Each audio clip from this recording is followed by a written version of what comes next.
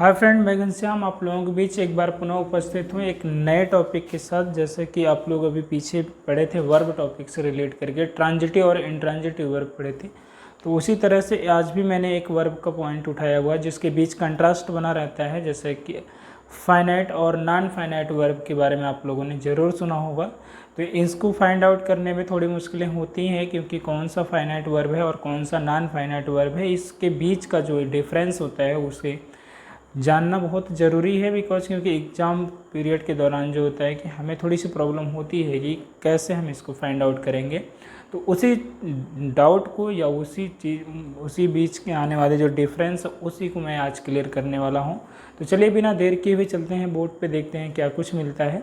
तो चलिए यहाँ पे जैसे कि देख पा रहे होंगे कि मैंने पूरा पहले से लिख रखा है इसमें आपके लिए फाइनाइट और नॉन फाइनाइट वर्ब। जैसे यहाँ पे दिख रहा होगा finite and non finite verb, तो ये वर्ब की जो कैटेगरीज होती हैं उसमें से मतलब ये दो कैटेगरीज पाई जाती है वर्ब के बारे में। तो ये फाइनाइट हो जाता है तो दूसरा होता है हमारा नॉन फाइनाइट होता है। तो अब यहाँ पे मुझमें ये होता है कि भाई what is finite, what is non finite. अर्थात कहने का मतलब ये हुआ कि मतलब फाइनाइट क्या होगा और नॉन फाइनाइट क्या होगा। तो चलिए हम एक एक करके सीख लेते हैं और बिल्कुल आप वीडियो में बने रहें। मुझे पूरा उम्मीद है कि आपको समझ आएगा क्योंकि मैं आप बहुत ही आसान भाषा में बताने वाला हूँ, ठीक है। तो अगर फाइनाइट और नॉन फाइनाइट के बीच का अंतर आपको समझना है तो वीडियो में बने रहिए, विदाउट स्किप किए हुए अंत तक वीडियो को देखें। तो चलिए देखिए यहाँ पे जैसे कि फर्स्ट मैंने अगर बात करा है यहाँ पे तो फाइनाइट वर्ब है, ठीक है। फाइनाइट वर्ब क्या है उसकी डेफिनेशन को जानने के लिए बहुत ही आसान भाषा में देखिए यहाँ पे द वर्ब विच रन्स, कहने का मतलब कि द वर्ब मतलब वह क्रिया, विच मतलब जो, रन्स मतलब चलती है, अकॉर्डिंग टू सब्जेक्ट मतलब उस सब्जेक्ट के अनुसार चलती है, इज कॉल्ड कही जाती है फाइनाइट वर्ब। क्या कही जाती है? Finite verb. तो सिंपल सा आप याद रख सकते हैं कि मतलब इंग्लिश में अगर याद रखना है तो ऐसे याद रखिए the verb which runs according to subject is called finite. अगर हिंदी इसका थोड़ा सा मतलब समझना चाहते हैं तो आप ऐसे भी कह लीजिए कि वह क्रिया जो सब्जेक्ट यानी कर्ता के अनुसार चले या वह क्रिया जिस पे कर्ता का प्रभाव पड़ जाता है, तो उसी को हम क्या मानते हैं? फाइनाइट वर्ब मानते हैं, ठीक है। जो एक तरीके से ये कहा जाए कि सब्जेक्ट के अनुसार वो अपना रूप बदल लेता है, मतलब वह क्रिया क्या करे, अपना रूप बदल ले, उसी को आप फाइनाइट कह पाएंगे। जैसे कि अब वो रूप क्यों बदलेगा, वो क्यों बदला जाता है उसको समझने के लिए आप यहाँ देखिए। अगर जैसे कि सब्जेक्ट हमारा है और एक तरफ वर्ब है, तो सब्जेक्ट सिंगुलर है तो वर्ब भी कैसा होना चाहिए? सिंगुलर होना चाहिए। अर्थात ये बात हो गई कि सब्जेक्ट का प्रभाव किस पे पड़ रहा है? वर्ब पे पड़ रहा है। तो यानी सब्जेक्ट हमारा सिंगुलर था इसलिए वर्ब भी क्या हो गई? सिंगुलर हो गई। अगर सब्जेक्ट हमारा प्लूरल हुआ तो वर्ब भी कैसा हो गया? प्लूरल हो गया। तो यही वर्ब तो वर्ब होता है, लेकिन वो आप देखेंगे बहुत सारे सेंटेंस में आपको मिलेगा कि जैसा सब्जेक्ट होगा वैसे ही वर्ब की ज़रूरत होती है, ठीक है। अगर सब्जेक्ट सिंगुलर होगा तो सिंगुलर वर्ब चाहिए, अगर सब्जेक्ट प्लूरल हुआ तो हमको वर्ब भी क्या चाहिए? प्लूरल चाहिए। तो बिना देर के हुए इस बात को समझने के लिए हम क्या करते हैं, यहाँ पे कुछ एग्जाम्पल्स लेते हैं, ठीक है। चलिए, तो अगर एग्जाम्पल्स हमारे पास यहाँ पे इस प्रकार हैं, जैसे देखिए सी रन्स ऑन दी रोड। आपको ये मैं बता दूं कि ये प्रेजेंट इंडेफिनिट जैसा कि आप लोग पढ़ रखे होंगे तो उसमें पता होगा कि ये देखिए सी हमारा क्या है? सिंगुलर है, ठीक है। अब ये वर्ब क्या है? रन वर्ब होता है, लेकिन यस लगा करके हमने इसको क्या बना दिया? सिंगुलर बना दिया, ठीक है। तो हमने देखा कि हमारा सब्जेक्ट सिंगुलर था इसलिए वर्ब भी क्या हो गई? सिंगुलर हो गई। यानी सब्जेक्ट का पूरा जो असर होता है वो वर्ब पे दिख गया है क्योंकि उसी के अनुसार उसको चलना है। अब देखिए यही वाला अगर हम सेकेंड लेते एग्जाम्पल, दे रन, वे दौड़ते हैं ऑन द रोड। कहाँ दौड़ते हैं भैया? रोड पे दौड़ते हैं, ठीक है। लेकिन आप देखिए अब यहाँ पे क्या दे आपका ना प्लूरल है, अब ये वर्ब भी क्या हो गया? प्लूरल हो गया। तो आप एक बात तो देखो जरा यहाँ पे कि जब यहाँ पे सी था तो रन में हमें यस लगाना पड़ा, क्यों? क्योंकि सब्जेक्ट सिंगुलर था, वर्ब को सिंगुलर बनाना पड़ा, ठीक है। अब यहाँ पे देखिए दे है और वर्ब हमारा क्या है? रन है, तो उसको वैसे का वैसे लिख दे, क्योंकि ये प्लूरल है तो ये भी प्लूरल है। तो यहाँ पे आप एक बात समझिए कि यहाँ भी दौड़ना है और यहाँ भी दौड़ना है, ठीक है।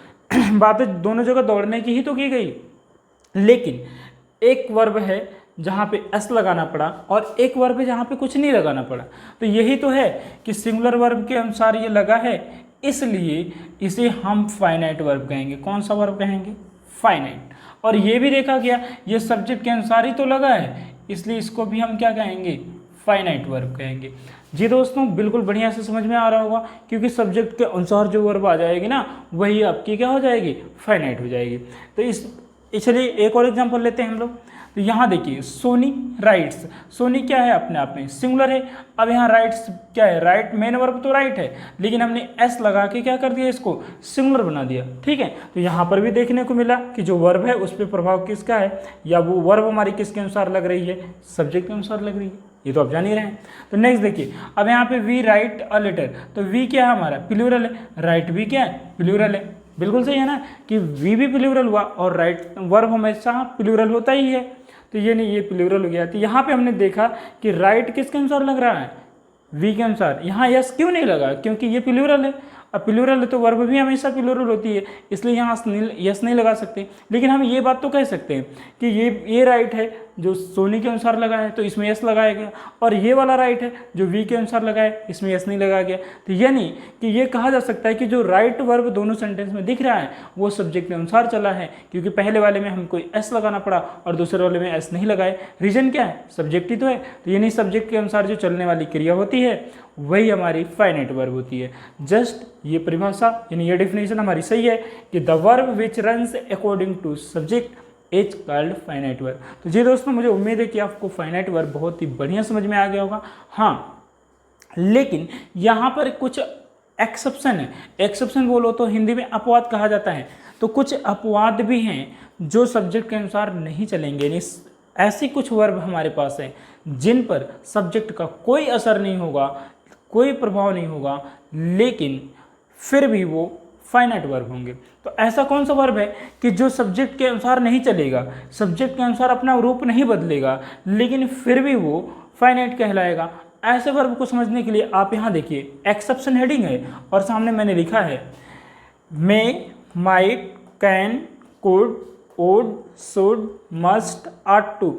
मतलब कहने का टोटल, यानी जो हमारा मोडाल वर्ब है ना, 8 के 8 संख्या जो बताई जाती है, कौन सा, मोडाल वर्ब की, वही हमारी जो मोडाल वर्ब है वही एक फाइनाइट वर्ब। ऐसी वर्ब की कलेक्शंस हैं जिस पर सब्जेक्ट का कोई प्रभाव नहीं होता है, यानी सब्जेक्ट के अनुसार जो वर्ब है वो बदलती नहीं है, लेकिन फिर भी फाइनाइट वर्ब कहलाती है।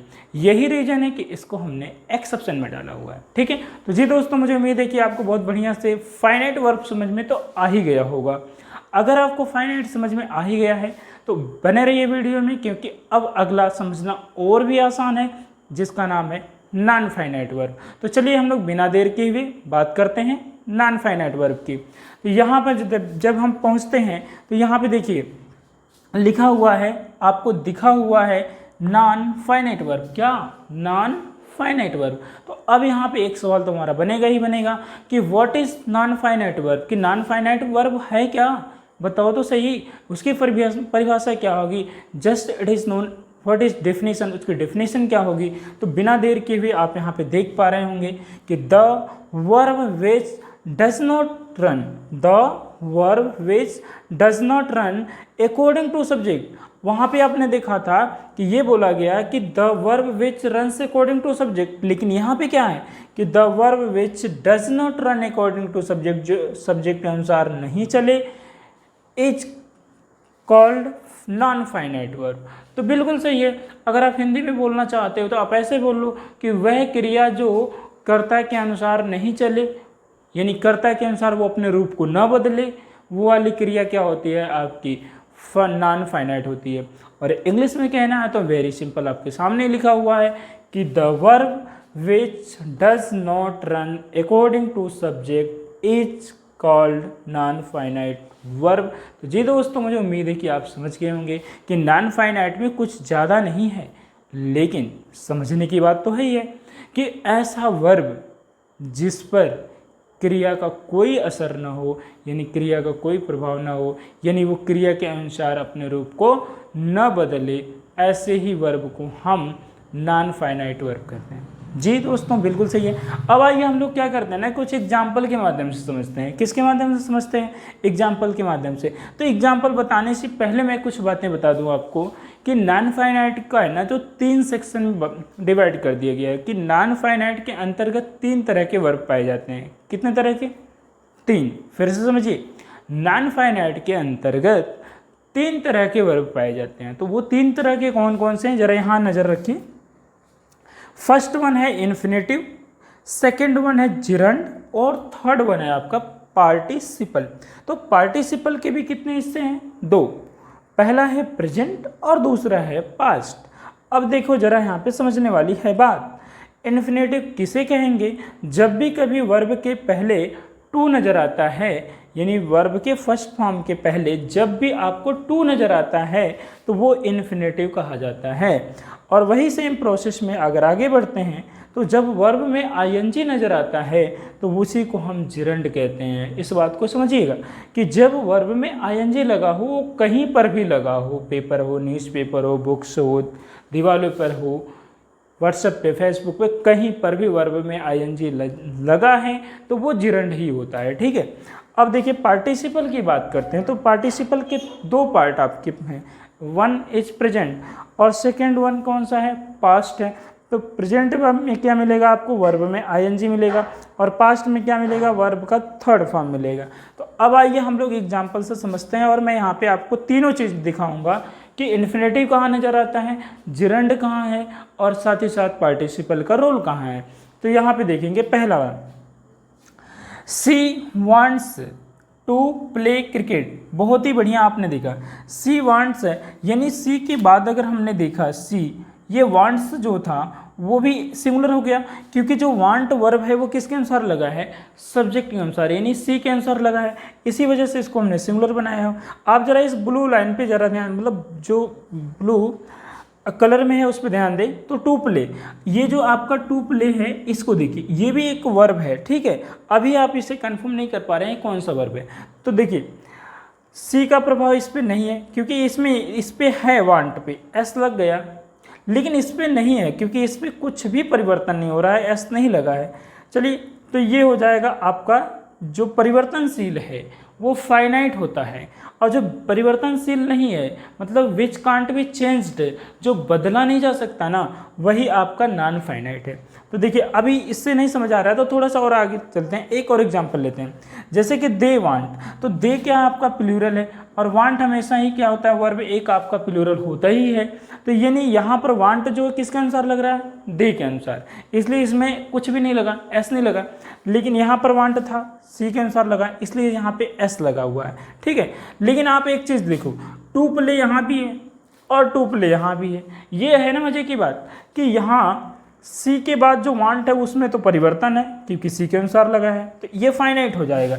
ये क्या हो जाएगा, ये फाइनाइट वर्ब हो जाएगा। और यहाँ पर दे के बाद जो वांट आया हुआ है ये भी अपने आप में क्या है, परिवर्तनशील है, ये भी हो गया फाइनाइट वर्ब।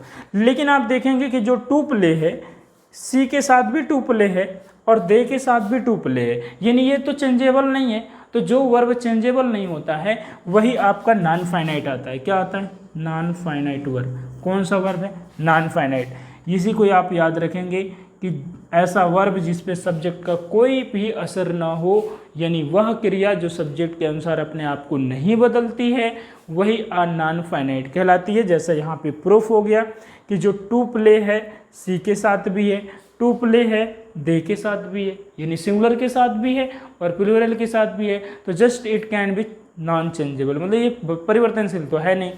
देखिए अब ये टू क्यों है, प्ले वर्ब है और टू लगा हुआ है, तो यानी ये कौन सा रूप हो गया, इन्फिनेटिव का हो गया। ठीक है, चलिए दोस्तों, तो मुझे उम्मीद है कि आप समझ गए। तो नेक्स्ट वन लेते हैं, ही लाइक्स। अब देखो ही लाइक्स है तो ही के साथ ये लाइक है, यानी एस सिंगुलर है क्योंकि ही के अनुसार लगा है इसलिए इसमें एस लगाया गया। अब प्लेइंग देखो ब्लू वाले पे, तो यहाँ पे जब देख रहे हैं प्लेइंग, तो यानी ही का प्रभाव इस पर कोई नहीं है, प्लेइंग क्रिकेट। अब आगे चलो, वी हमारा क्या है, प्लूरल, और लाइक भी क्या हमारा प्लूरल। तो ठीक है, यानी ये लाइक जो है वो वी के अनुसार लगा है, तो ये हो गया फाइनाइट वर्ब। कौन सा वर्ब हुआ, फाइनाइट, क्योंकि ये सब्जेक्ट के अनुसार चलेंगे तो इनको हम क्या कहेंगे, फाइनाइट कह देंगे। अब देखो ये प्लेइंग हमारा है, जो सब्जेक्ट वहाँ नहीं चलेगा। क्यों, क्योंकि सब्जेक्ट कोई फर्क, दोनों ही सेंटेंस में देखो ही क्या है ना, ही यहाँ पे सिंगुलर है फिर भी प्लेइंग है, वी यहाँ पे क्या है, प्लूरल है फिर भी क्या है, ये प्लेइंग ही तो है। तो यानी दोनों सेंटेंस में ये दिख रहा है कि प्लेइंग में कोई परिवर्तन नहीं है, चाहे सिंगुलर लाओ चाहे प्लूरल लाओ। तो जब भी ऐसा रूल आएगा तो आपको समझना पड़ेगा, यही आपका नॉन फाइनाइट कहलाएगा। क्या कहलाएगा? Non finite verb, non finite verb कहलाएगा। तो बिल्कुल ये नहीं कि आप देखो, ये जो मैंने बता रखा है कि वर्ब में जो आईएनजी लग जाता है वो आपके लिए कैसा हो जाता है? नॉन फाइनाइट का रोल अदा करता है। यानी नॉन फाइनाइट का रोल अदा कर रहा है। तो ये कैसा है? जिरंड है। आप दो चीज़ तो समझ गए कि टू यानी वर्ब के पहले टू लगा दो तो इन्फिनेटिव होता है, और वर्ब में आईएनजी लगा दो तो जिरंड होता है। तो यानी आपने समझा कि पहले और दूसरे वाले में हमने इन्फिनेटिव का प्रयोग किया और तीसरे और चौथे में हमने जिरंड का प्रयोग किया है। इस बात को समझ गए? चलिए थोड़ा सा और आगे चलते हैं, ठीक है। नंबर 5 की बात करते हैं। सी इज रीडिंग। अब देखो ये रीडिंग है ना, तो ये आपका मेन वर्ब के रूप में काम कर रहा है। कैसे काम कर रहा है? Main verb. जब मेन वर्ब के रूप में काम करेगा तो समझ जाओ कि ये कौन सा है? प्रेजेंट। और कौन सा? पार्टिसिपल का हिस्सा बन गया, ठीक है। आईएनजी जो है तो पार्टिसिपल के हिस्से के सामने लिया यहाँ पे रीडिंग। अब यही रीडिंग देखो, ये प्लूरल में भी तो है, दे आर रीडिंग। तो हमें ये चीज़ देख रहे हैं, चाहे सी हो तब भी रीडिंग है और दे है तब भी रीडिंग है। यानी कि रीडिंग एक ऐसा वर्ब है जो सब्जेक्ट के अनुसार नहीं चलता। वो कहता है तुम सिंगुलर लाओ या प्लूरल लाओ, मैं तो वैसे ही रहूँगा, यानी उसमें कोई परिवर्तन नहीं आएगा। और जिस वर्ब में सब्जेक्ट के आने और जाने से कोई फर्क नहीं है, यानी सब्जेक्ट सिंगुलर हो या सब्जेक्ट प्लूरल हो, लेकिन वर्ब अपना रूप नहीं बदलेगा, तो ऐसा ही वर्ब हमारा क्या कहलाएगा? नॉन फाइनाइट कहलाएगा। और इसके हिस्से की बात करें तो ये पार्टिसिपल का एक पार्ट हो जाएगा। तो इसलिए इसको भी हम क्या बोलेंगे? Non finite verb, non finite verb.